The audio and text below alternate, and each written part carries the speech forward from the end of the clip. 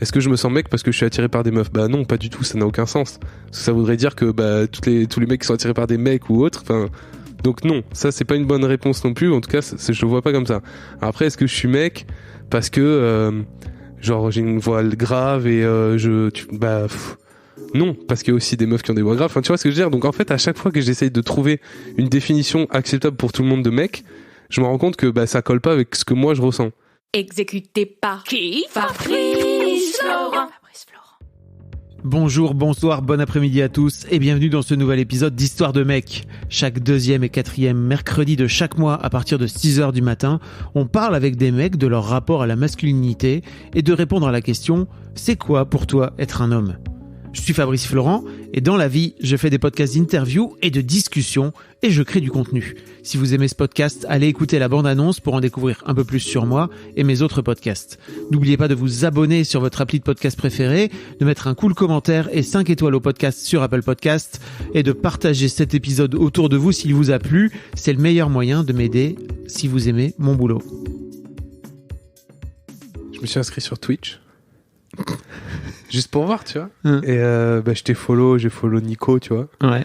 Et je tombe sur une suggestion. Première suggestion, c'était une meuf à genre 20K abonnés, 20 millions abonnés. Oh.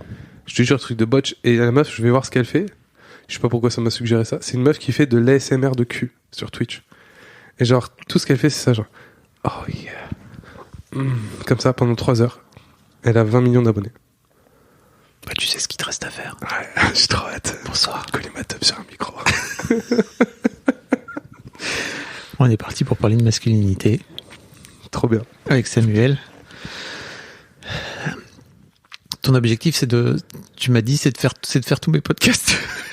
Bah ouais, mais moi j'attends. Pour moi, c'est la couronne, tu vois, comme ils disent. La couronne. Bah tu sais, la triple crown, les trucs comme ça, tu vois, où ouais.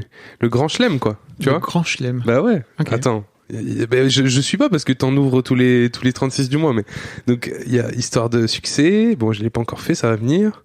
Histoire de daron, c'est bon 2 fois. 2 fois, tu gagnes. Histoire de mec ce soir. Et il restera histoire d'argent et histoire de succès. Ça viendra ensemble, je pense. Bah pas forcément. Non, je sais. Mais... Déconstruisons ce truc autour de le succès et l'argent, c'est exactement pareil. Pour les gens qui ne savent pas, qui écoutent le podcast peut-être pour la première fois, je viens de lancer effectivement un podcast où je veux faire parler les gens d'argent et ça va être trop cool. Content de lancer ce truc. J'ai fait pour l'instant 2 interviews. Trop bien. Et je sens que ça va être la galère. Avec ça va être trop intéressant. Ah oui, ça moi va je être pense dur que ça va de être faire parler les gens. Non, je pense qu'il y a besoin. Je suis trop content de t'avoir là. Mais moi aussi, je suis trop content. Parce que j'ai un peu l'impression en plus que t'es un peu au milieu du gué dans ta nouvelle vie. Ouais, c'est vrai.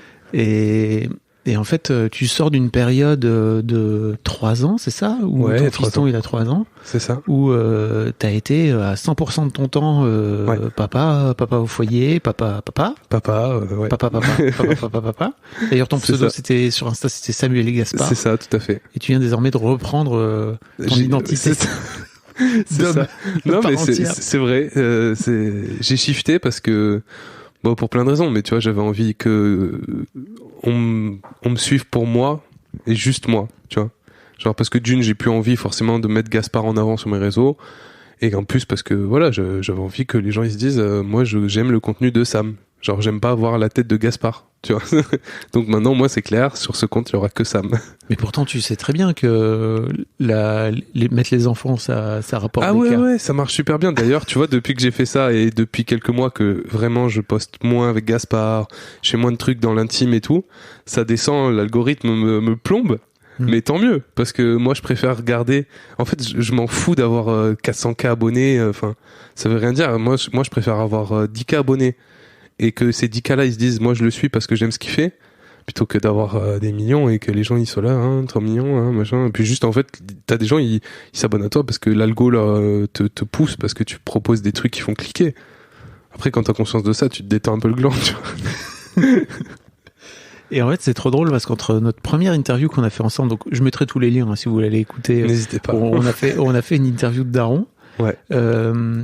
J'ai l'impression que tu t'es un peu détendu du gland, justement. Ouais, bah, complet. Ou je me trompe? Non, tu te trompes pas du tout. En fait, je me détends du gland petit à petit parce que j'apprends, tout simplement, tu vois. Rappelons que t'es très jeune. J'ai 25 ans, là, actuellement. Donc ça fait, j'ai eu Gaspard, mon fils, à 21 ans. Déjà, Voilà. Ce qui est vachement tôt par rapport Ce qui est tôt par rapport à la moyenne, hein, parce que c'est dans les 30, c'est 30 ans, je crois, à peu près. Puis ça tend à vieillir. Donc j'ai eu hyper tôt. Donc en fait, souvent en plus quand t'es jeune, t'es plein de convictions, t'es plein de trucs en mode, moi je vais être béton sur ça, je vais être béton sur ça, et personne va me casser les couilles, tu vois. Mais vraiment un truc, mais parce que j'ai un fond aussi militant, tu vois. Donc il y a des choses qui me tiennent vraiment à cœur, et c'est ce que j'ai partagé, tu vois. Et c'est vrai que petit à petit, tu te dis, ah ouais, mais c'est pas si simple que ça, tu vois. Et du coup, t'essayes de mettre un peu d'eau dans ton vin, t'essayes de faire en sorte que les gens qui peuvent sentir que ce que tu racontes c'est hyper culpabilisant, hyper jugeant pour eux, t'essayes de te dire attends, comment ces gens-là je peux les embarquer dans ma philosophie ou au moins leur proposer sans leur faire se sentir comme des merdes, tu vois. Et c'est un peu comme ça que petit à petit bah tu modules, voilà. Et puis même moi perso vis-à-vis de Gaspard, tu vois, au début je me mettais de ouf la pression. Et tu lui mettais donc de ouf la pression. Et du coup, j'imagine. Techniquement, bah, tu mets la pression sur ton gosse aussi parce que t'as envie que tout se passe bien, que ce soit très bien, que ce soit parfait. Et en fait, ce truc de la perfection parentale, là, au bout d'un moment, c'est bon, tu vois. Et c'était le premier déclic, c'était les dessins animés, tu vois. Parce que moi, à la base, j'avais dit à Léa, les dessins animés, ce sera pas avant 6 ans. Et quand ce sera 6 ans, ce sera 20 minutes, une fois par semaine et tout. Enfin, tu sais. Et genre, maintenant, on est allé au ciné voir La Patte Patrouille, tu vois. Genre... Non, mais c'est vrai, petit à petit, tu te dis, attends, jugeons le pour et le contre, jugeons les effets positifs vis-à-vis des effets négatifs, et tu modules. Et franchement, petit à petit, ça fait du bien aussi de se détendre. Le fameux avant j'avais des principes, maintenant j'ai des enfants. Bah en fait c'est un peu ça. Après j'ai toujours des principes parce que tu vois j'ai toujours des trucs qui me guident et il y a toujours des trucs où je me dis bah ça c'est mort, tu vois, genre tout ce qui est en rapport avec la violence, tout ce qui est en rapport avec l'éducation violente et tout. Bah pour moi c'est des gros triggers en plus, tu vois, pour moi, donc c'est un truc qui va très vite me faire monter dans les tours. Mais après sur plein d'autres choses, enfin je veux dire tu te détends quoi, juste tu chill et puis voilà. C'est la vie, tu vois, aussi. D'apprendre pas de ses erreurs, mais d'apprendre de ses galères. Et de se dire, attends, là, t'as passé 6 heures à essayer de l'occuper alors qu'il était malade, qu'il était pas bien et que ça lui cassait les couilles. Tu t'es mis en larmes parce que t'y arrivais pas, tu t'es vénère. Non, mais tu vois, t'arrives à des états comme ça. Et après, tu te dis, ouais, bah, peut-être aussi 20, 40 minutes de pas de patrouille, ça peut faire du bien à tout le monde, tu vois. Et petit à petit, comme ça, tu vois. À coup de moi ça nécessite quand même que je passe par des trucs hardcore pour qu'après je me dise ouais c'est vrai que faut se détendre. Alors quoi comme truc hardcore, mais avant ça je voudrais dire aux gens ne partez pas, on va pas faire que de parler de paternité, on va vraiment parler de masculinité, mais c'est juste je crois que les deux thèmes sont assez concomitant chez toi. C'est pas faux. Et en fait, ça va être intéressant de parler un petit peu de ta vision de la masculinité, surtout que t'as un fiston, en fait, c'est d'autant plus intéressant. Mais pourquoi Bah, tu sais, t'as des moments, tu t'en viens à tellement stresser que tout se passe bien, et quand t'es en échec, en fait, tu vois que t'es en échec, et tu te dis putain mais c'est pas possible, ça me casse les couilles, j'ai tout fait bien, je suis en échec. Et tu sais moi ça m'est arrivé d'être en larmes, ça m'est arrivé de me dire je suis qu'une merde, je suis un mauvais père, je suis un mauvais père, tu vois, tu te dis des trucs comme ça. Ouais vraiment, genre tu me dis là je suis vraiment pas un bon père, c'est tellement loin de ce que je voulais faire, et tu vois, et en fait petit à petit tu te dis attends, chill 2 secondes, peut-être que c'est pas toi qui es un mauvais père, peut-être que c'est l'image du bon père que tu as qui est surcotée, tu vois. Et ça, pour le coup, ça nécessite de passer par, enfin, chez moi en tout cas, par des états un peu ardos. Mais ardos dans quel sens tu te... Bah, tu sais, des états émotionnels, genre où tu pleures, où t'es pas bien, où une fois que le petit est couché, tu vas te coucher, tu dis pas un mot à ta femme, tu dis c'est bon, ça m'a cassé les couilles cette soirée, je vais me coucher. Tu vois, enfin, voilà. Après, devant Gaspard, j'essaye de toujours garder tu vois, je tiens encore à lui et à sa sécurité émotionnelle, et j'ai pas envie de le stresser encore plus, mais c'est vrai qu'après une fois qu'il est couché ou quoi, putain des fois je pouvais être bien imbuvable, tu vois, parce que j'étais pas content de moi-même, et au final après coup tu te dis peut-être c'est mes attentes de moi-même qui sont too much, tu vois. Ouais, j'allais te dire, en fait la première fois que je t'ai interviewé, je me suis vraiment dit ok, Sam pour moi c'est le daron du futur, tu vois, et c'est marrant parce que ce que tu me racontes là, j'ai un peu l'impression que c'est un truc. Alors excusez-moi les meufs qui nous écoutent, mais c'est un truc un peu c'est une pression que les mères se mettent énormément. C'est vrai. Là où les pères, j'ai l'impression, enfin de ce que j'ai vu, tu vois, des 100 et quelques épisodes que j'ai pu faire dans l'histoire de Daron, où là où les pères, ils ont beaucoup moins d'attentes vis-à-vis d'eux-mêmes, ils sont plus dans déjà la grossesse elle intervient beaucoup plus tard, enfin le fait d'être père à un moment donné ça intervient beaucoup plus tard, et puis il y a moins ce truc de de se préparer, de bouffer tout ce qui peut être bouffable, etc., d'aller voir les réseaux sociaux et de se foutre une pression folle aussi autour d'être un père. C'est marrant que tu me racontes ça parce que je t'avoue que je l'avais pas anticipé à ce point-là que tu aurais pu te mettre toi ce genre de pression-là. Bah en fait, tu vois, le truc c'est que vu que moi j'ai endossé un rôle qui est pas forcément un rôle que beaucoup de mecs endossent. Tu vois. Oui, et puis en plus tu l'as mis en scène. Voilà, et puis en plus je l'ai mis en scène. En fait, du coup, t'as une charge mentale qui est celle, en fait, non pas que je prenne la place des femmes, loin de là, mais tu vois, moi j'estime qu'en tant que père au foyer, à la maison et d'avoir géré, en fait, j'ai eu la même charge mentale, j'ai pu toucher un peu du doigt la même charge mentale qu'ont les mères. Trop intéressant. Tu vois, au quotidien. En tout cas, peut-être pas entièrement, mais au quotidien quand même, dans l'éducation. J'ai le sentiment que c'est cette charge mentale-là que j'ai vécue. Tu veux donc dire que les mecs peuvent être des êtres humains comme les autres? Et ouais, peuvent même follement. être des femmes comme les autres. Bah ouais, c'est fou, hein, mais. En fonction des endroits où c'est une question de posture, en fait. Ouais. Et moi, du coup, vu que j'ai complètement embrassé cette posture, bah, j'ai l'impression d'avoir vécu ça. Et quand j'en parle avec d'autres darons et tout, bah, c'est ça, en fait. C'est juste genre, au bout d'un moment, est-ce que il n'y a pas un idéal parental qui soit féminin parce que la société fait qu'il y a plus de femmes qui se posent la question parce qu'on les met dans ce rôle-là, parce qu'elles acceptent aussi peut-être un petit peu d'être dans ce rôle-là, et est-ce qu'il n'y a pas un idéal qui est trop dur qui est trop dur à atteindre, tout simplement, tu vois. Si tu dis à tous les randonneurs, désolé, il y aura des métaphores rando, en ce moment je suis dans un trip, si tu dis à tous les randonneurs du dimanche, le seul bon randonneur c'est celui qui monte le Mont Blanc, et ben tous ceux qui vont se casser la gueule, ils vont se dire je suis qu'une merde. Alors que si tu leur dis le seul randonneur c'est celui qui finit la rando sans s'être blessé, puis en ayant profité de la rando, tu vois, genre tout simplement quoi, tu vois. Et je pense que c'est ça le gros message que j'essaye de partager aux femmes, parce que bah j'ai quand même toujours 95% de femmes dans ma commune, mais aux hommes aussi, parce qu'il y en a de plus en plus, et surtout il y en a de plus en plus qui se posent la question, c'est chill, genre vraiment vous mettez pas plus de pression que ce que la parentalité entraîne de base, tu vois. Pour les auditeurs qui te connaissent pas forcément, parce que j'imagine qu'on a pas mal de mecs, t'es le mec de Léa, qui s'appelle Je ne suis pas jolie sur les internets, qui a plein de followers, et quelques-uns, et qui et en fait toi finalement tu as participé à tout ce travail aussi indirectement parce qu'elle t'a inclus dans son truc de quotidien. C'est ça. Et donc au final c'est vrai que quand tu t'es lancé dans cette paternité de père au foyer, tu t'es mis en scène aussi, enfin t'as créé un peu ton activité entre guillemets. C'est ça. En fait, moi je me suis lancé sur les réseaux parce que je me suis dit c'est cohérent, ma meuf était déjà sur les réseaux, donc ça m'a permis d'avoir quand même un tremplin, tu vois, qui a permis que j'ai tout de suite une bonne communauté et tout, là où il y a des gens qui galèrent 10 ans avant d'avoir une commu comme moi. Et je me suis dit bah maintenant que t'as cette commu et tout, que t'as un compte qui peut faire quelque chose, qu'est-ce que t'as envie de proposer? Donc tu vois, au début c'était vraiment très activité pour les enfants, les recettes et tout. Et puis en fait, vu que je suis quand même quelqu'un d'assez transparent et que j'arrive pas à faire des trucs qui me cassent les couilles, désolé pour le langage, mais en gros, j'arrive pas. Tu peux y aller. J'y arrive pas, donc très vite, quand les choses de mon quotidien m'ont cassé les couilles, j'ai arrêté d'en parler. Et tu vois, les activités pour les enfants, ça fait des années que j'ai pu proposer de trucs sur ça, parce qu'en fait, tout simplement, Gaspard, ça le gonflait. Moi, j'avais de moins en moins l'énergie et l'envie de lui proposer des activités et tout. Maintenant, il est à l'école, il fait ça toute la journée. Donc voilà, tu vois, c'est petit à petit, j'ai évolué en me disant, ok, ce compte, il est aussi là grâce au fait qu'on a scénarisé, entre guillemets, une famille sur les réseaux et tout. Mais maintenant, moi, je suis à part entière dans une famille, mais ce que j'ai envie de proposer, c'est moi, mon point de vue et ma personnalité, tu vois. En tant qu'homme. En tant qu'homme, bien sûr. Et non plus en tant que père. Ouais, bah, franchement, le shift n'est pas si facile, tu vois. Parce que le père, même si c'est un homme, en tout cas dans la représentation, dans la représentation classique, on va dire, genre, là aujourd'hui, j'essaye de me détacher de cette image de père, volontairement, tu vois, pour changer de ligne éditoriale, entre guillemets, si on peut dire ça comme ça.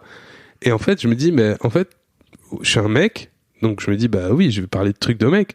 Sauf que, ça veut dire quoi, tu vois, parler de trucs de mec? Donc j'essaye de juste parler des trucs qui m'intéressent moi, mais je suis conscient qu'il y a toujours le prisme du fait que je sois un mec et que donc les trucs qui m'intéressent en tant que mec, c'est pas forcément les trucs qui intéresseraient une meuf.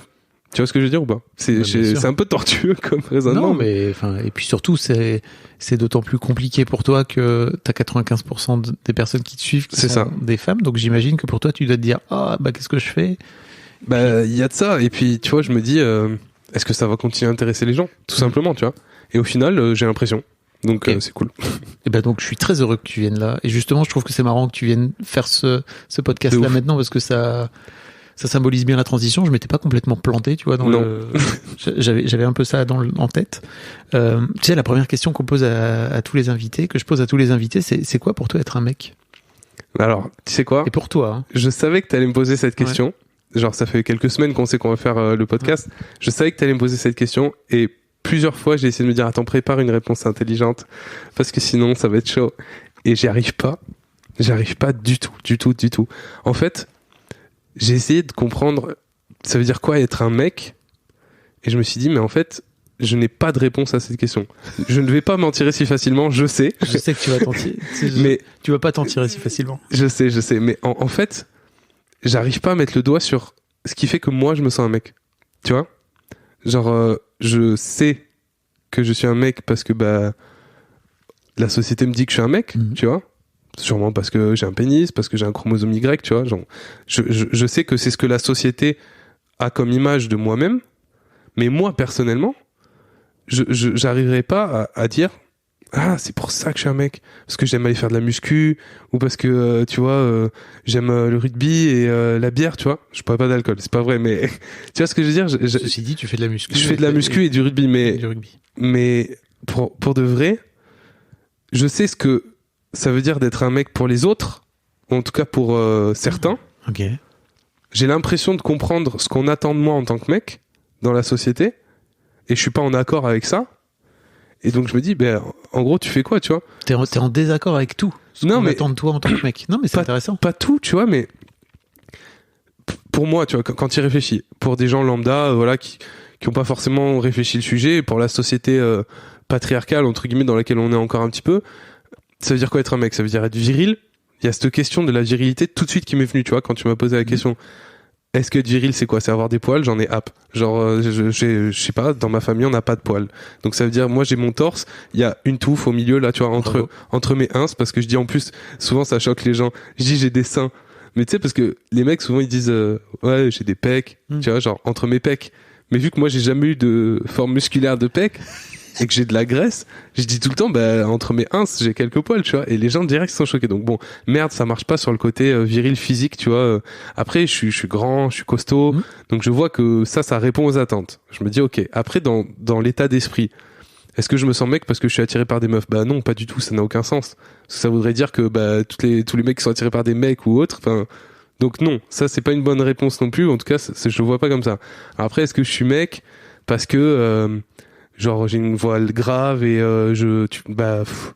non, parce qu'il y a aussi des meufs qui ont des voix graves. Enfin, tu vois ce que je veux dire? Donc en fait, à chaque fois que j'essaye de trouver une définition acceptable pour tout le monde de mec, je me rends compte que bah ça colle pas avec ce que moi je ressens. Et au final, je me suis dit bah en fait, genre être mec, est-ce que c'est pas se mettre soi dans la posture que les autres ils attendent? Tu vois ce que je veux dire?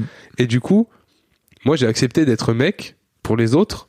C'est-à-dire que quand je suis avec mes potes du rugby, on chante on chante les lacs du Connemara, on boit des bières, on mange des pizzas et on est en mode ouais, on est des bonhommes et tout. Mais je le ferai pas avec tout le monde. Donc dans ce cadre-là, je joue la posture de mec. Tu vois ce que je veux dire? Intéressant. Genre, Donc, t'es vraiment dans ce truc. Je le ressens comme ça. Ok.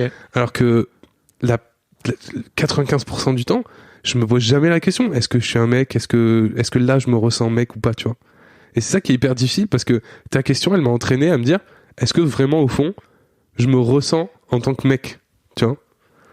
Est-ce qu'avec tes potes mecs du rugby, par exemple, avec qui tu Ouais. bois des bières et que tu chantes le Connemara, etc. Michel Sardou, big up. Je l'adore.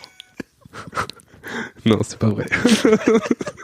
Mais cette chanson est très entêtante. Very patriarcal. Ouais, c'est clair. Michel Sardou pour le coup, mais bon, bref, on s'en fout.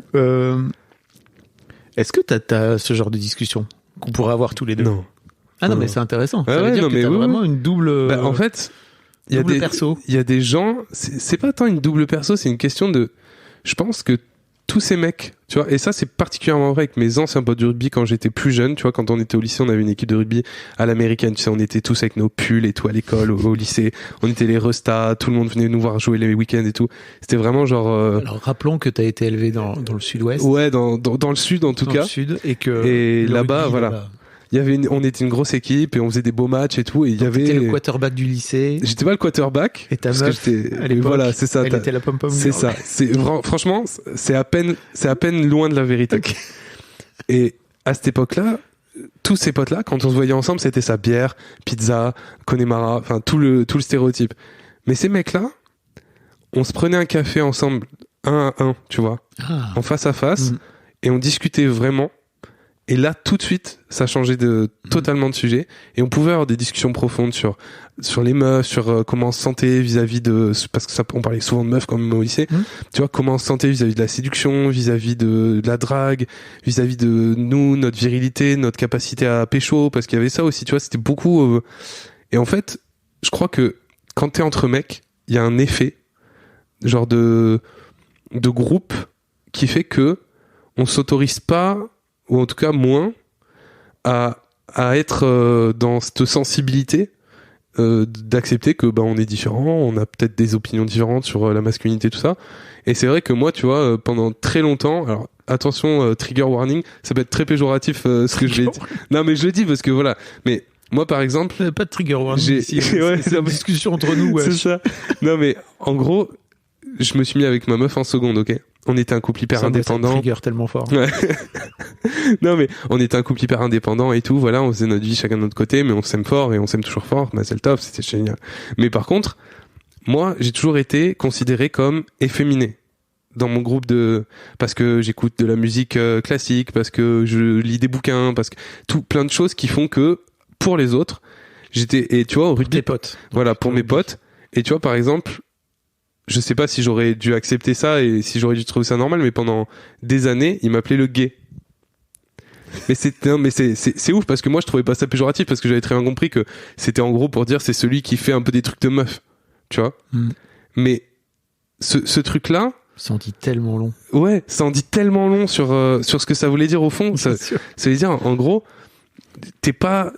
nous on te considère comme pas vraiment comme nous quand même, tu vois. Ouais. Alors qu'en fait, moi, tu vois, je suis le seul qui a encore une meuf. Enfin, tu vois ce que je veux dire ? Ils sont tous gays, finalement. Non, mais en termes de sexualité, ça avait aucun rapport, tu vois. Et il y avait ce truc-là que j'ai accepté parce que je me suis pas posé vraiment la question si c'était péjoratif ou pas à l'époque, tu vois. Mais c'est vrai que j'ai toujours eu ce truc un peu décalé dans ma façon de voir les choses. Et je disais souvent un truc aux autres tu vois, certains potes du rugby et tout qui me disaient, et moi je leur disais par exemple, j'ai toujours été convaincu qu'on tombe amoureux d'une personne et pas d'un sexe, tu vois. Donc je leur disais, moi si un jour je suis plus avec ma meuf et que je tombe amoureux d'un cum, je tombe amoureux d'un cum, tu vois. Et je suis ok avec ça.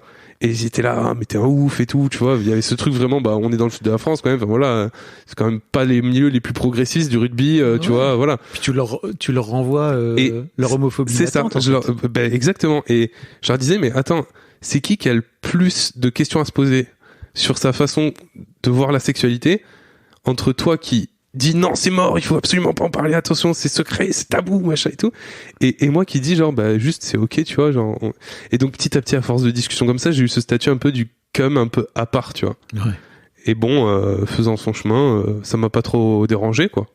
Mais ça t'empêchait pas de te retrouver dans les soirées, d'être inclus dans le groupe, etc. Pas du tout. Le groupe s'était juste dit pour faire en sorte de pas vraiment, pour faire en sorte de montrer que Sam, certes il est avec nous, mais quand même pas trop. On va juste partir du principe qu'il est gay. Ouais, mais en plus il savait tu vois, il savait que j'étais pas gay. Enfin, c'était pas la question. En fait, c'était juste l'image que j'avais. C'est terrible. Et voilà, et il y avait ce truc là, donc c'est vrai que souvent je me suis demandé. Ça se trouve t'es gay, tu vois. Non mais tu vois ce que je veux dire, genre, et je me suis dit, c'est plutôt simple de se poser la question. Et je me suis dit ouais bon ok, tu vois, puis manifestement pour l'instant je suis plutôt fan de ma meuf, donc voilà. Mais c'est vrai que tu vois, quand on parle de masculinité, il y a toujours ce mélange entre plusieurs trucs, genre masculinité, virilité et sexualité, tu vois. Genre je trouve que ça et orientation sexuelle. C'est orientation sexuelle, ouais, tu vois, c'est vraiment le trio de trucs qui se mélangent, alors qu'en vrai la masculinité, je trouve que ça n'a pas grand chose à voir avec qui t'aimes coucher, tu vois. Il y a un truc que tu m'as dit que je trouve hyper intéressant, et ça c'est un truc qui est revenu dans Histoire de mec, et avant ça on faisait The Boys Club, c'était un peu pareil, c'est à quel point les mecs quand ils sont en groupe, ils sont incapables de... Alors, sauf quand ils finissent par avoir 4 grammes. Tout le monde a 4 grammes, et là, ça sort les je t'aime, les émotions, les machins. Mais en dehors de ça, ils sont incapables de sortir les émotions et de se laisser ouf. faire, et que ça marche beaucoup mieux en one-to-one, là où je crois que les meufs, on leur apprend à gérer les émotions et à dire les choses, etc. Et bon, j'imagine que toi, dans ton vécu de mec de rugbyman, t'avais un peu ce truc-là. C'est ça. Bah, tu sais, en plus de ça, ce que tu me dis, ça me fait penser à plus mon enfance. Parce que moi, j'ai 3 frères. Tu vois, on était 4 frères à la maison. Ça aussi, j'ai des questions sur toi. Tu vois, et ce milieu-là, c'était un milieu pour le coup hyper masculin. Ce milieu, tu veux dire ta famille? Ouais, le milieu familial, tu vois. Et mes parents, ils ont divorcé, donc il y a vraiment des semaines où on était 5 gars. Et pour le coup, pareil, tu vois, émotion, zéro, rien à dire. Il faut surtout pas dire quand on se sent pas bien, et même dire quand on se sent bien, je t'aime, tu vois. J'ai dû le dire 0 fois à mes parents ou à mes frères. Même encore aujourd'hui? Aujourd'hui, ça va mieux. Mais jusqu'à mes 20 ans, je crois que j'ai jamais dit je t'aime, enfin à part quand j'étais gamin, tu vois. Adolescent, j'ai jamais dit je t'aime à mes parents, j'ai jamais dit je t'aime à mes frères, alors que c'est le cas, parce que je m'interdisais, tu vois. Et aujourd'hui, quand tu leur dis, comment ils réagissent? Bah, pour le coup, là c'est encore un truc, je pense, de ma mère, tous les matins, ma mère elle m'envoie un message en me disant j'espère que tu vas passer une bonne journée, je t'aime mon chéri, tout. Tous les matins? Ouais, et donc, bah, parce qu'elle vit loin, elle vit en Suisse et tout, donc... Voilà, et donc j'essaie de répondre la plupart du temps en tant que bon fils, et puis surtout parce que ça me fait plaisir, tu vois. Mon père, je lui ai dit, là on est allé trekker, tu vois, faire un trek dans les Alpes une fois là cet été. Je lui ai dit, et tu vois, genre tout de suite t'as la rigueur, tu vois, enfin ah oui, moi aussi, oui, tu vois, genre comme ça, tu vois, genre hyper surpris déjà, tu vois. Ouais. Et puis c'est chaud quoi, c'est chaud pour lui parce que lui pour le coup, pareil, tu vois, éducation un peu stricte, et puis on s'autorise pas, tu vois. Et je trouve que les mecs, on s'autorise pas à exprimer nos émotions. Avec tes frères? Mes frères, ça va mieux parce qu'en plus, on a vécu, tu vois, des trucs qui font qu'on est très liés. Et on arrive à C'est tes en grands one-to-one.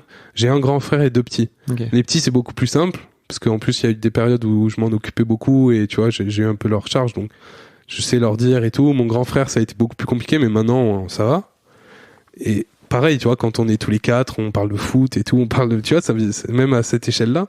Après, quand on est que à 2, tu vois, par exemple, que j'ai un de mes frères qui vient à la maison ou quoi, là, on peut beaucoup plus exprimer nos émotions facilement. Ah, quoi. tu veux dire que quand vous êtes à 4, c'est très dur T'as déjà cet effet de groupe, en fait. Même à 4, même à 4 frères qui sont comme ça, serrés, tu vois, avec des liens hyper forts, t'as toujours cet effet de groupe qui fait que on parle de plein de choses, mais on va jamais un peu gratter, tu vois. Et même quand ils viennent chez toi, c'est-à-dire que vous sortez à ce moment-là du noyau familial et de la dynamique familiale et tout, quoi. Ouais, il y a même, enfin, ça fait longtemps qu'on n'a pas été 4 chez moi, mais même quand on se retrouve, tu vois, pour des trucs où on est tous les 4, le baptême d'une petite ou un truc comme ça, ben non, tu vois, c'est pas, ça paraît jamais le bon moment, tu vois ce que je veux dire?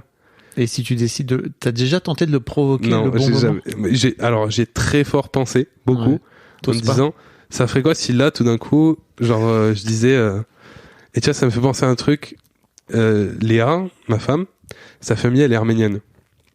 Et ils ont une tradition en Arménie qui s'appelle le tamada, je crois. En gros, quand il y a un grand repas de famille, que tout le monde est assis à table, chacun, à son tour, avant de manger, se lève pour exprimer en gros des gratitudes. Donc pour dire pourquoi il est content d'être là et tout, tu vois. Et genre, je devais avoir 16-17 ans. Et un jour, on va chez sa famille et tout, grand repas de famille, il y avait genre 15 personnes. Je les connaissais tous un peu, tu vois, mais... Et ils font ça, tu vois. Genre, moi, je me suis dit, mais c'est bon, moi, je suis là, mais je vais pas faire ça, je suis pas... Évidemment que si, tu vois, c'est la tradition et tout. Et là, genre, mais j'étais, blanc, livide, genre, j'ai failli taper un malaise tellement j'étais stressé, tu vois. Et en fait, je me suis rendu compte à ce moment-là que, ah ouais, putain, genre, exprimer juste le fait que tu sois content d'être là, et pourquoi t'es content d'être là, tu sais pas faire. Genre, exprimer cette émotion-là, de juste la joie, tu sais même pas faire. Et ça, tu vois, je l'ai gravé parce que je l'ai fait, ça m'a fait un bien de ouf. Et en fait, tu vois, t'as des gens qui pleurent, qui... Et en fait, dans ces traditions-là, l'expression des émotions, tu vois, c'est hyper important. Et des fois, ça passe par des pleurs, des cris, tu vois. Mais en fait, je me suis rendu compte que c'était hyper sain parce qu'après, tout le monde avait l'impression d'avoir perdu genre 20 kilos, tu vois. Mmh. Et c'est un truc que j'essaye de faire, tu vois, à la maison, de dire, donc tu vois, le soir, par exemple, avec Gaspard, on a mis en place un truc, chacun dit comment s'est passé sa journée. ce qu'il a préféré, ce qu'il a le moins aimé. Et après, pourquoi on est heureux, tu vois, on essaye de le mettre en place, parce que j'ai envie de lui montrer, tu vois, mon fils, bah, genre, vas-y, exprime, tu vois, il y a pas de problème, c'est pas sale. Donc, c'est chaud, mais ça se fait. Et tu vois, je me suis rendu compte d'un truc, je crois, c'est que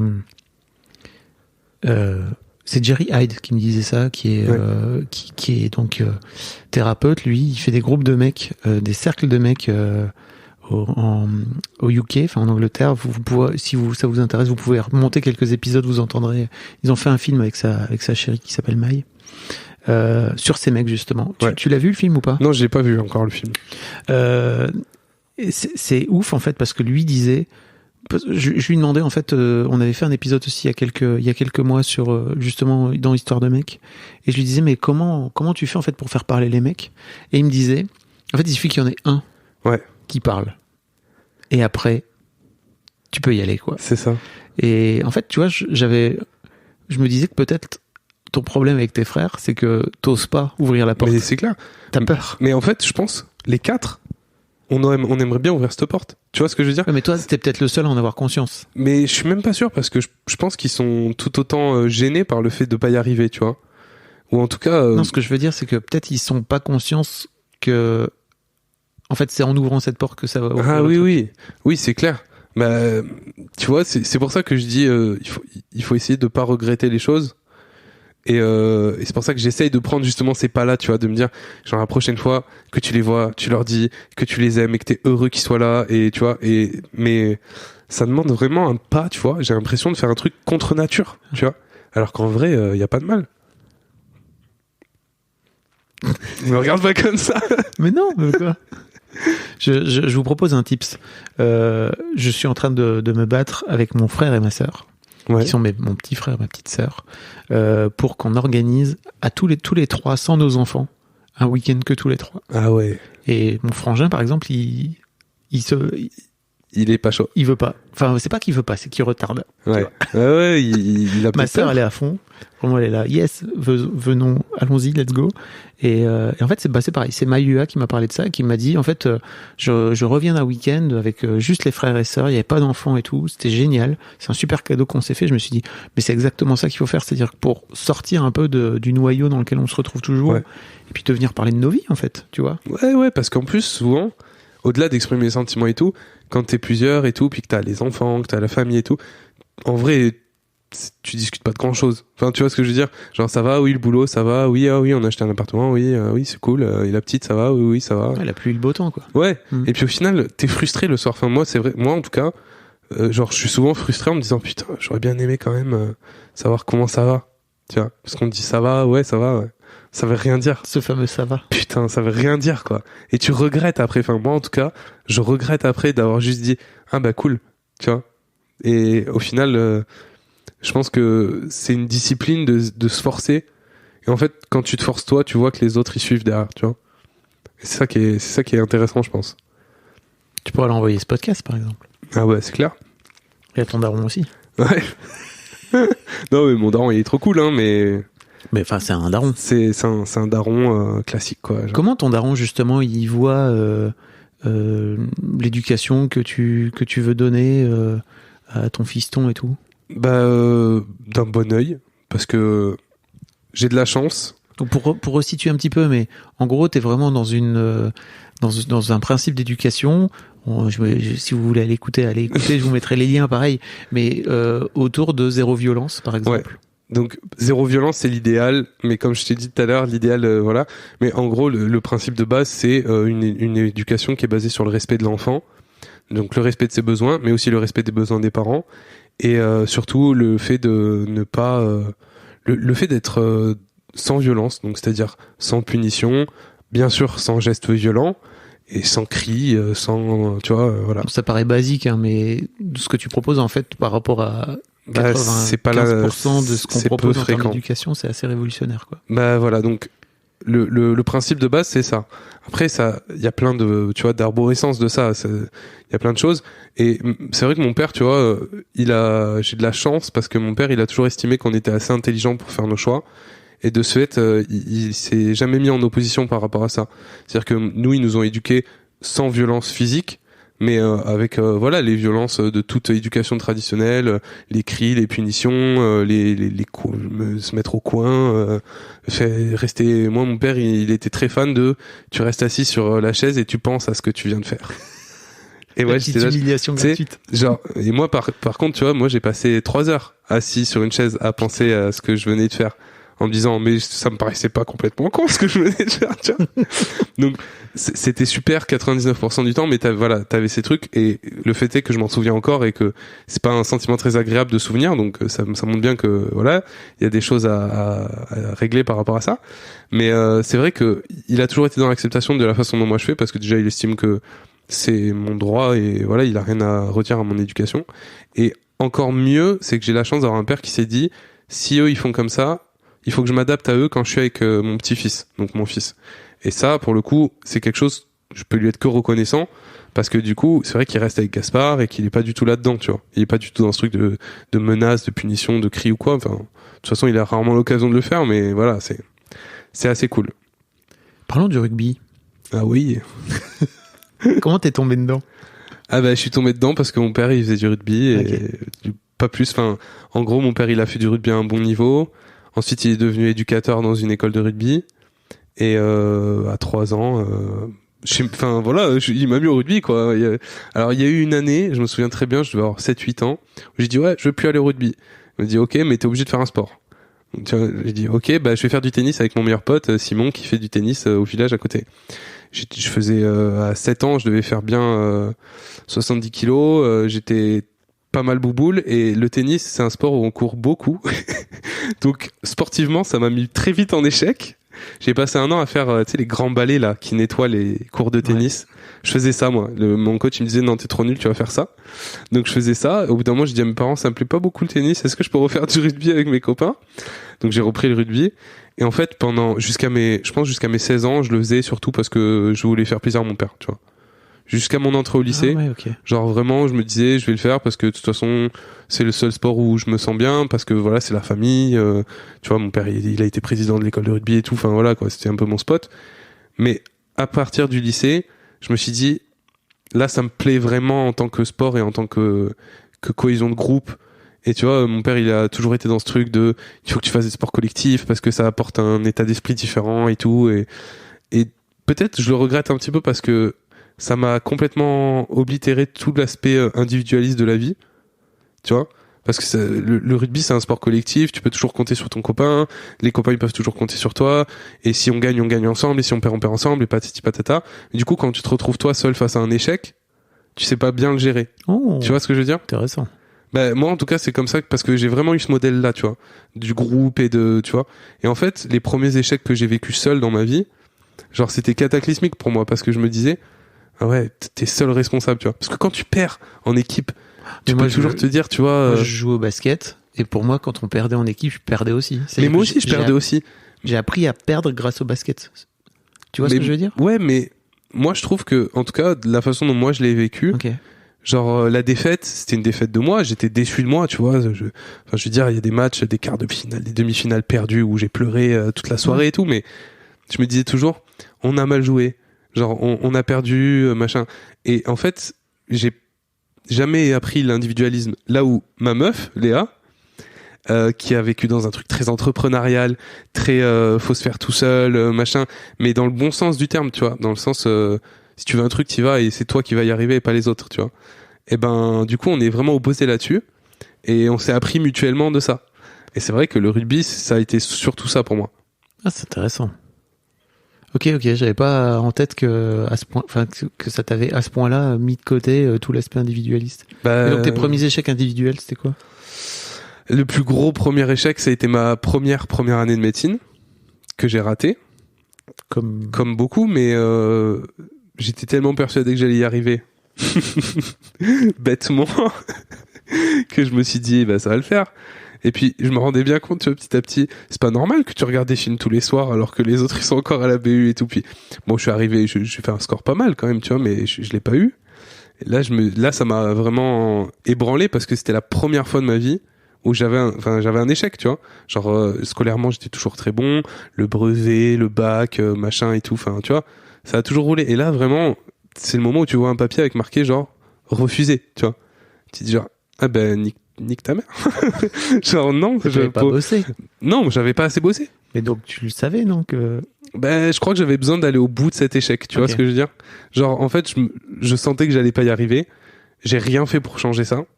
Parce que je crois que j'avais besoin, au fond, d'aller jusqu'au fond de l'échec pour me dire derrière, ok, maintenant tu sais ce que ça fait, ça pique, ça fait mal. Donc, tu fais en sorte que ça t'arrive plus, tu vois. D'accord.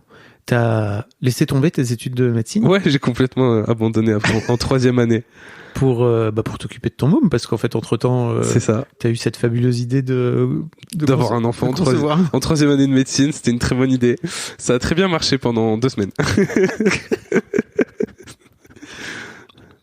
Tu l'as vécu comme un échec aussi à ce moment-là?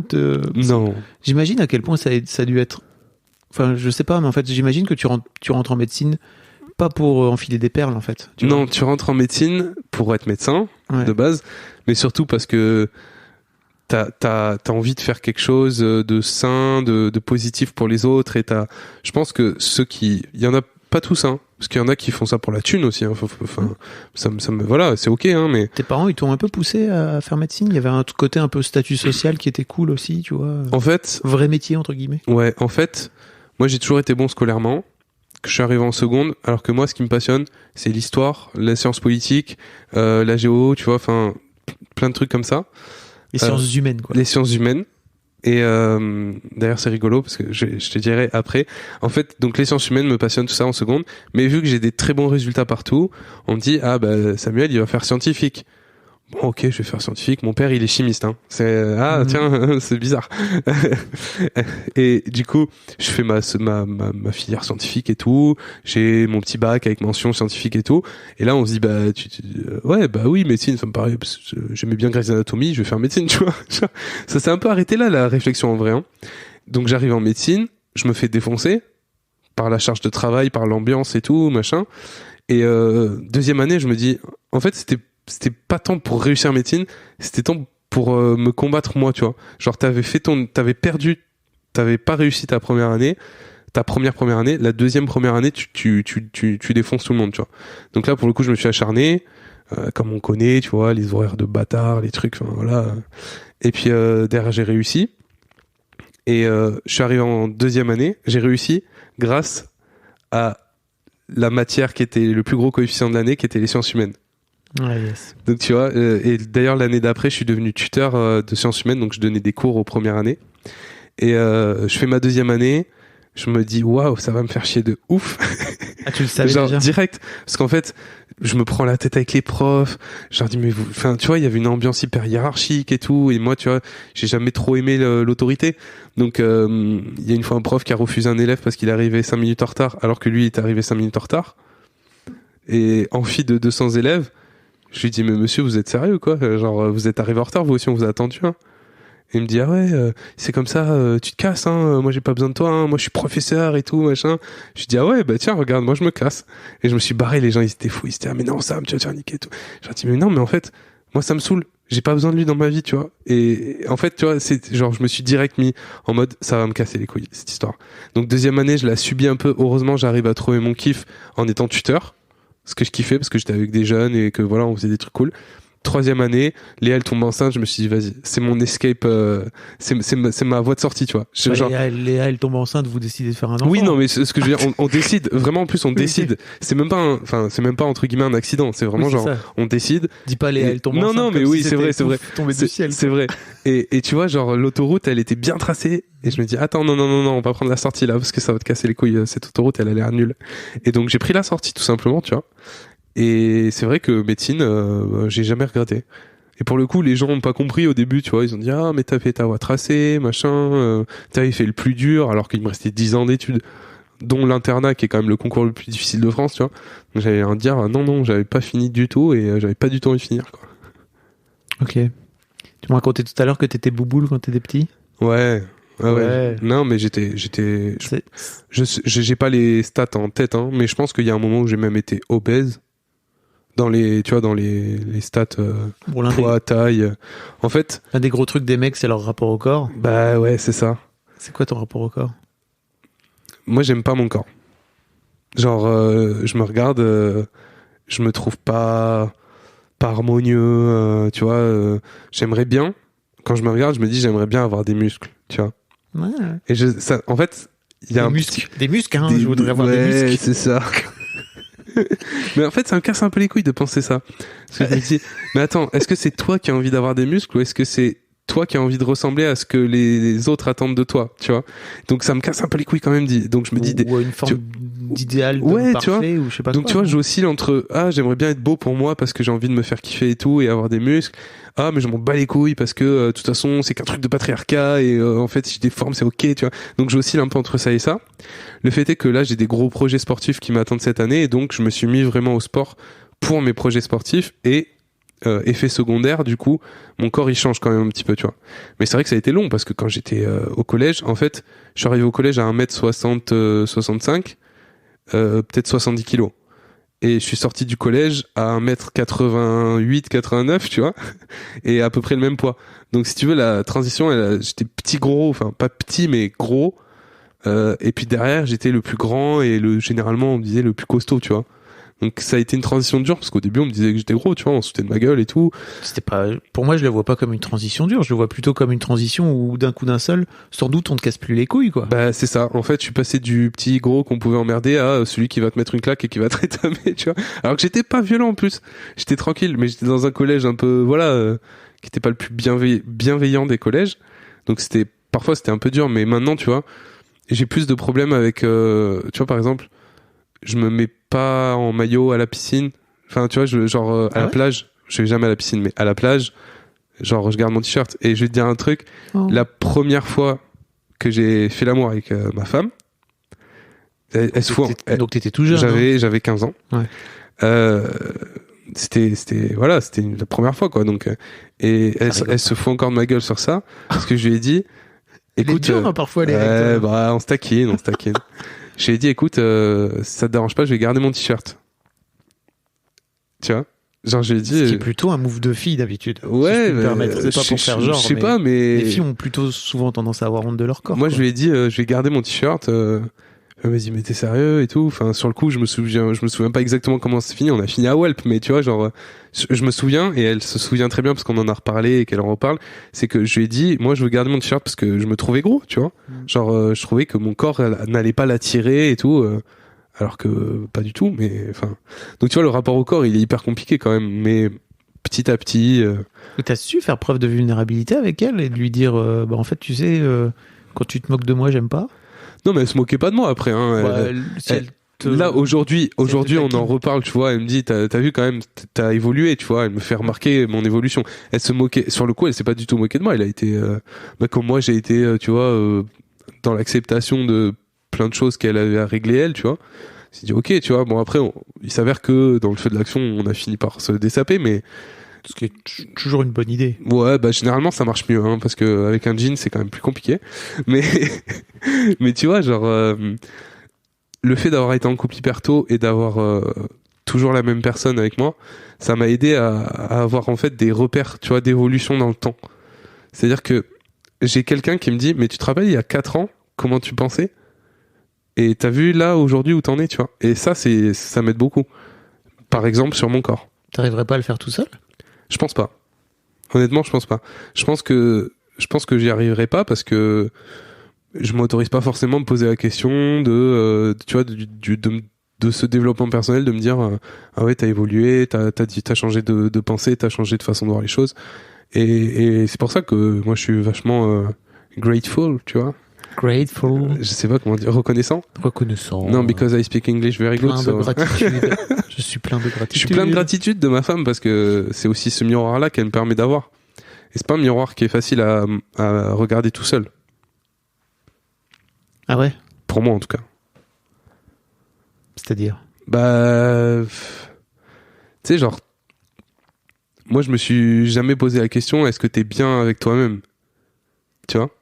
Et maintenant que je commence à me la poser et tout, je me rends compte que bah, pendant 20 ans, 22 ans, 23 ans, j'ai pas été bien avec moi-même, tu vois.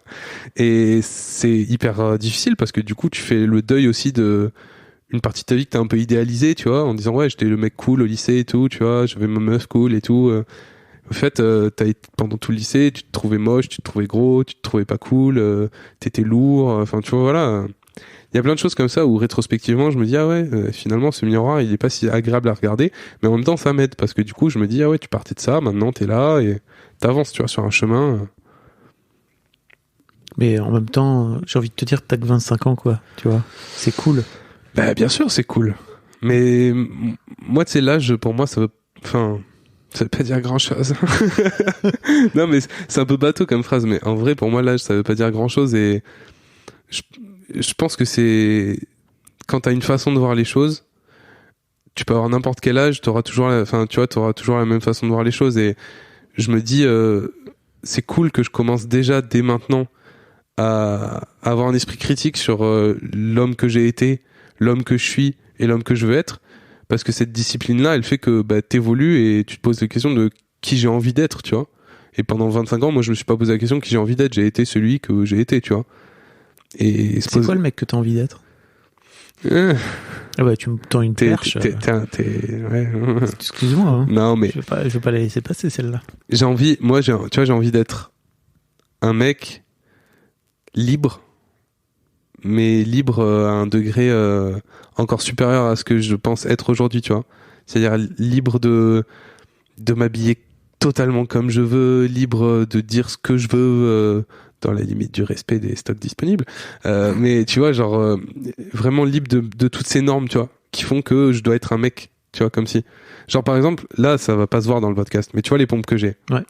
Genre vraiment, ça fait 6 mois que je les ai dans mon placard, j'ai jamais osé les mettre parce que je trouve que c'est des pompes de meufs. C'est des pompes de ville, c'est des bottines. C'est des derbies, c'est ça? C'est des bottines. Qui sont chouettes, qui sont chouettes. Marron, enfin voilà. En plus, c'est même pas encore, c'est en plastique recyclé, monsieur. Attention. Ok, d'accord. En plus, on est complètement vegan, très bien. Non, mais en vrai, tu vois, ces pompes-là, je me suis dit pendant très longtemps, non, ça c'est un truc, c'est pas un truc de mec, ça, tu vois. Vraiment, hein. Mais tu les as achetés? Non, je les ai reçus. Ah, ok. Mais je les ai reçus. Je les ai reçus, mais je les ai demandés. Enfin, tu sais, c'est une marque qui m'a dit, bah voilà, tu veux tester nos pompes et tout. J'ai dit, bah grave. Et genre, je me suis dit, ouais, je veux tester les pompes, mais en même temps, quand je les ai reçues, je me suis dit, chaud. Et là, récemment, je me suis dit, vas-y, mets-les et tout. En fait, je me sens bien dedans, tu vois. Mais c'est ce genre de truc, tu vois, c'est des petits détails à la con du quotidien, tu vois. Genre, bah, j'ai envie d'être libre de me mettre en slip, moule bite à la plage et me sentir bien dans mon corps, tu vois. Ce qui est clairement pas le cas aujourd'hui. Et j'ai envie de me libérer de tout ça, tu vois. Et je vois des gens qui ont pas des corps, qui répondent au canon de beauté actuel, et qui le font, et je me dis, mais putain, la chance. Tu vois? Et c'est tout ça que j'ai envie d'être. Parce qu'en fait, un corps, c'est un corps. Ouais, puis en plus... Mais c'est dur de le comprendre quand t'as été élevé dans ce truc de... Pour être un mec, il faut être comme ça, quoi. Tu vois? C'est ça, c'est que... Je me dis... Là, si je me mets torse nu, tu vois, les gens, ils vont me regarder, ils vont pas me trouver sexy et tout, tu vois. Alors qu'en vrai, j'en m'en bats les couilles d'être sexy, tu vois. Mais surtout, personne va te regarder. Ouais. Surtout personne va me regarder, tu vois. Et c'est toujours des trucs un peu compliqués. Si tu te mets à poil dans la rue à Paris, les gens vont te regarder. Mais si tu te mets torse nu, j'évite, tu sais, sur une plage, a priori. Ouais, a priori, c'est pas, voilà. Mais c'est ce côté un peu jugeant que j'ai de moi-même, tu vois. Okay. Parce que j'ai tendance aussi peut-être à juger les autres.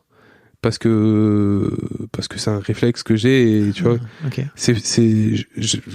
comme me fait remarquer souvent ma chère épouse, j'ai le jugement facile, tu vois, genre. Ah ouais, toi, j'aurais pas dit. Ouais, mais pas méchant, hein. Attention, hein. Non, mais tu plaques tes trucs dessus. Voilà, c'est ça. Okay. Très très vite, je vais me dire, lui c'est un comme ça, elle c'est une meuf comme ça, tu vois. Alors que j'ai jamais parlé à cette personne de ma vie, tu vois. Mais et donc en fait, vu que je suis comme ça. Bah je me dis c'est sûr les autres ils sont comme ça aussi, tu vois, alors qu'en vrai les gens ils s'en battent les couilles des gens à la plage, tu vois. Donc c'est vrai que mine de rien, dès que tu creuses un peu, je me rends compte que ça bouillonne un peu de plein de trucs dans ma tête, ouais, qui font que je suis pas encore hyper à l'aise, tu vois, avec cette idée de qu'est-ce que c'est un mec et comment moi je me sens en tant que mec. Je voudrais t'inviter et inviter tous les mecs qui nous écoutent et qui se retrouvent dans ce que tu dis à regarder Queer Eye. Ouais. Queer Eye? Non. Queer Eye sur Netflix, saison 1. Ok. La saison 2, après, bon, bah, une fois, t'as compris, quoi, tu vois. Mais si ça vous intéresse, vous pourrez regarder la suite. Mais en fait, pour moi, la saison 1, elle m'a mis une telle claque. J'ai chialé ma race en regardant. Ok.